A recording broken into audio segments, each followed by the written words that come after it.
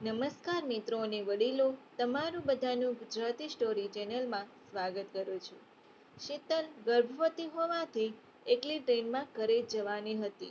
અચાનક સ્ટેશન પર અડધી રાત્રે ટ્રેન આવી, પણ કુલી દેખાયો નહીં. પછી જો આ સ્ટોરી તમને પસંદ પડે તો આ ચેનલને સબસ્ક્રાઇબ, લાઈક, શેર અને કમેન્ટમાં અભિપ્રાય જરૂર આપજો. શીતલને જોવા આજે મુંબઈથી આવ્યા હતા. શીતલ તેના માતા પિતાની એકની એક જ દીકરી હતી અને તેનો એક નાનો ભાઈ પણ હતો. શીતલની ઉંમર લગ્ન કરવાની લાયક થઈ ચૂકી હતી. છોકરો અને છોકરી એકબીજાને મળે છે, બંનેને અનુકૂળ આવે છે. આથી સંબંધની વાત આગળ વધે છે. જોતામાં જ શીતલની સગાઈ મુંબઈ રહેનાર રાહુલ સાથે થઈ જાય છે. શીતલના માતાની ઈચ્છા હતી કે દીકરી શહેરમાં જ પરણે તો ઘરે આવતી જતી રહે અને તેની માતાને એકલું ન લાગે. પરંતુ રાહુલ છોકરો પણ શીતલ માટે યોગ્ય હોવાથી તેની માતા પણ આ સંબંધને લઈને ખૂબ જ ખુશ હતી અને શીતલ પણ તેની રાહુલ સાથે સગાઈ થવાથી ખૂબ જ ખુશ જણાઈ રહી હતી. ટૂંક સમયમાં જ બંનેના લગ્ન પણ નક્કી થઈ ચૂક્યા હતા. લગ્નની તૈયારીઓ પણ બંને પરિવાર ધામધૂમથી કરી રહ્યા હતા. શીતલના પિતાએ તેની દીકરીના લગ્ન પણ એકદમ ધામધૂમથી કરાવ્યા. શીતલ લગ્ન થઈ ગયા પછી પણ રાહુલ સાથે એકદમ ખુશ હતી અને તેનો પરિવાર મુંબઈમાં સુખી સંપન્ન પોતાનું જીવન વિતાવી રહ્યો હતો. લગ્નને 2 વર્ષ થઈ ગયા હતા. શીતલ ગર્ભવતી હોવાથી તેના ઘરે અમદાવાદ જઈ રહી હતી. શીતલનો પતિ બહારગામ હતો એટલે શીતલને રેલવે સ્ટેશન પર મૂકવા માટે પડોશમાં જ રહેતો એક છોકરો આવ્યો હતો. શીતલ તેને ભાઈ કહીને બોલાવતી અને તે શીતલના ભાઈ જેવો જ થઈ ગયો હતો. તેને કહ્યું, દીદી, હું તમને રેલવે સ્ટેશન પર મૂકી જઈશ. તે બંને રેલવે સ્ટેશન પર પહોંચી ગયા હતા. પરંતુ ટ્રેનને આવવામાં હજુ ઘણો સમય બાકી હતો અને ટ્રેન પણ તેના સમયથી મોડી ચાલી રહી હતી. એટલે શીતલે કહ્યું, ભાઈ, હું અહીં પ્લેટફોર્મ ઉપર બેઠી છું. તારે બહુ મોડું થઈ જશે તો જતો રહે. ભાઈને પણ મોડું થતું હોવાથી તે શીતલને પ્લેટફોર્મમાં રહેલી બેન્ચ પર બેસાડીને નીકળી ગયો. ટ્રેન 5મા પ્લેટફોર્મ ઉપર આવવાની હતી. શીતલને 7મો મહિનો ચાલી રહ્યો હતો અને તે અમદાવાદ વધુ સમય માટે રોકાવા જઈ રહી હતી. એટલે તેની સાથે સામાન પણ વધારે હતો. સામાન્ય વધારે હોવાને કારણે એક કુલી સાથે વાત કરી. કુલી એકદમ પાતળો અને ઘરડો માણસ હતો. પરંતુ કહેવાય છે ને કે પેટ માણસને શું ન કરાવે. તેની સાથે વાત કરી કે તે માણસ તૈયાર થઈ ગયો અને કહ્યું, વાંધો નહીં, હું ટ્રેન પ્લેટફોર્મ પર આવે તે પહેલા અહીં આવી જઈશ અને તમારો સામાન અંદર મૂકી દઈશ. શીતલે તેને પૈસાનું પૂછ્યું તો તે માણસે કહ્યું, તમારી રીતે તમને યોગ્ય આપે એટલા આપી દેજો. શીતલે કહ્યું, હું તમને 50 રૂપિયા આપીશ. પેલા ઘડા કુલીએ કહ્યું, ઠીક છે. કુલીએ કહ્યું હતું કે ટ્રેન પ્લેટફોર્મ પર આવે તે પહેલા તે આવી જશે. ટ્રેન મોડી હોવાથી શીતલ ત્યાં પ્લેટફોર્મ પર જ બેઠી હતી. અંદાજે કલાક જેવો સમય વીત્યો. ત્યાર પછી ઘોષણા કરવામાં આવી કે ટ્રેન આવી રહી છે.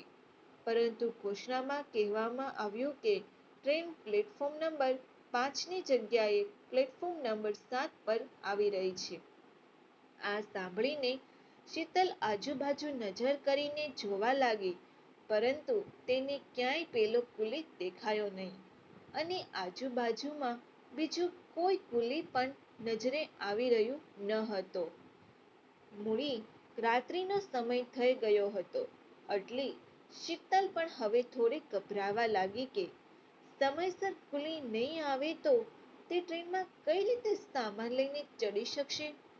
મારી ટ્રેન ચૂકાઈ જશે તો હું આવી મધરાતે ફરી પાછી ઘરે કેવી રીતે જઈશ? આટલો બધો સામાન લઈને હું શું કરીશ?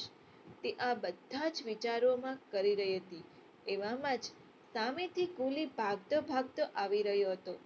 ત્યાં આવીને કહ્યું, બેટા, ચિંતા ન કરીશ, હું આવી ગયો છું. હું સામાન ચડાવી દઈશ. ટ્રેન 7મા નંબરના પ્લેટફોર્મ પર આવી રહી છે. આટલું કહેતા કહેતા તે ઘરડા કુલીનો શ્વાસ પણ ચડી ગયો હતો, કારણ કે તે ભાગતો ભાગતો આવી રહ્યો હતો. સીડી ચડીને સામેની બાજુ જવાનું હોવાથી બંને ચાલવા લાગ્યા.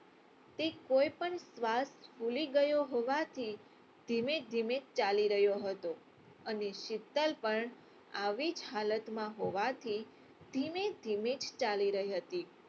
તે બંને પ્લેટફોર્મ પર પહોંચી તે પહેલા ટ્રેન પ્લેટફોર્મ પર પહોંચી ગઈ હતી. પ્લેટફોર્મ પર નીચે ઉતરીને શીતલ તેની સ્લીપર કોચ શોધવા લાગી. શીતલ શોધતા શોધતા ટ્રેનની આગળના ભાગમાં પહોંચી ગઈ, જ્યાં તેનો કોચ હતો. ત્યાં પ્લેટફોર્મની લાઇટ પણ ઓછી આવી રહી હતી. શીતલે પાછળ ફરીને જોયું કે કુલી પણ આવે છે, એટલે તે પોતાના કોચમાં ચડી ગઈ અને તે ચડી કે તરત જ ટ્રેન પણ ધીમે ધીમે ચાલવા લાગી. તે બહાને ઊભા ઊભા કુલીની રાહ જોઈ રહી હતી. તરત જ કુલી દોડતો દોડતો આવ્યો અને બધો સામાન દરવાજા પાસે જ રાખી દીધો. ત્યાંથી અંદર તો શીતલ પણ ધીમે ધીમે લઈ જઈ શકે. શીતલ પણ થોડું ઝડપથી ચાલી હતી, એટલે થાકી ગઈ હતી અને તેના હાથ પણ થોડા થોડા ધ્રુજી રહ્યા હતા. એવામાં તે હજુ તો એના પર્સમાંથી પૈસા કાઢીને કુલીને આપવા જાય છે તે પહેલા કુલીની હથેળી ત્યાંથી દૂર થઈ ચૂકી હતી. ટ્રેન એ પણ હવે પહેલા કરતા વધારે ઝડપ પકડી લીધી હતી. દરવાજામાંથી બહાર જોઈને શીતલ કુલી તરફ જોઈ રહી હતી, પરંતુ તેને જે દ્રશ્ય જોયું તે દ્રશ્ય આજે પણ તે નથી ભૂલી શકી. કુલીના હાથ ખાલી હતા. તેની હથેળીમાં કશું નહોતું.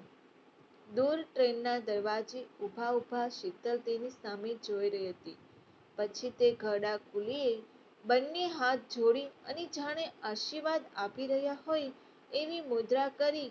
આ સમયે તે કુલીની ગરીબી, તેનું પેટ, તેની મહેનત અને તેના સહયોગ, આ બધું એકસાથે શીતલની આંખોમાં છપાઈ ગયું અને જાણે શીતલના હૃદયમાં આ કુલીની તસવીર બની ગઈ. આ ઘટના પછી શીતલ પોતાની ડિલિવરી પછી જ્યારે ફરી પાછી સ્ટેશન પર આવી ત્યારે તે વૃદ્ધ કુલીને શોધતી રહી, પરંતુ આજ દિવસ સુધી તેને તે કુલી બીજી વખત ક્યારેય ન દેખાયો. આજે શીતલ ઘણી જગ્યાએ દાન કરે છે, પરંતુ આજ સુધી એક પણ દાન એ કરજ નથી ઉતારી શક્યું જે તે રાત્રે તે વૃદ્ધ કુલીની હથેળીએ કર્યું હતું. કદાચ કોઈ એટલી સાચું કહ્યું હશે કે અમુક કરજ ક્યારેય ચૂકવી નથી શકાતું. જો તમને આ સ્ટોરી પસંદ પડી હોય તો દરેક લોકો જોડે શેર કરજો. આવી સ્ટોરી સાંભળવા માટે આ ચેનલને સબસ્ક્રાઇબ, લાઈક, શેર અને કમેન્ટમાં અભિપ્રાય જરૂર આપજો. સાંભળવા માટે તમારો ખૂબ ખૂબ આભાર.